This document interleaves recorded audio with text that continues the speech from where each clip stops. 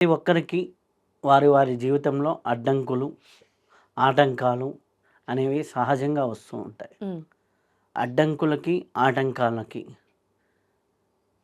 మనకి తొలగిపోవాలి అనుకుంటే ముఖ్యంగా మనకి విఘ్నేశ్వరుడిని ఆరాధన చేసుకుంటూ ఉంటే చాలా బాగుంటుంది.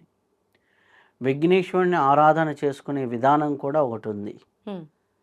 దీనివల్ల మనకి ఏం ప్రయోజనాలు కలుగుతాయి అంటే ముఖ్యంగా గణపతిని విఘ్నేశ్వరుడు అంటారు. మన విఘ్నాలను తొలగించే నాయకుడు మనకి. హ్మ్. అలాగే గణాలకు అధిపతి అంటే మనల్ని తీసుకెళ్ళి ఉన్నతంగా కూర్చోబెడతాడు.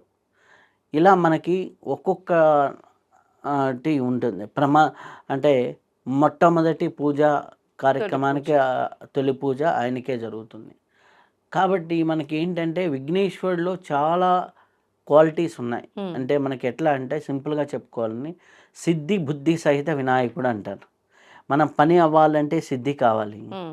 పని సంస్కారవంతంగా అవ్వాలంటే బుద్ధి కావాలి. అవును.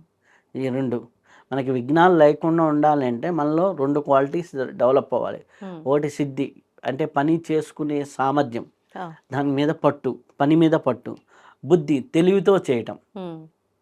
తెలివిగా చేయటం, తెలివి. విచక్షణతో చేయడం, వివేకంతో చేయడం బుద్ధి.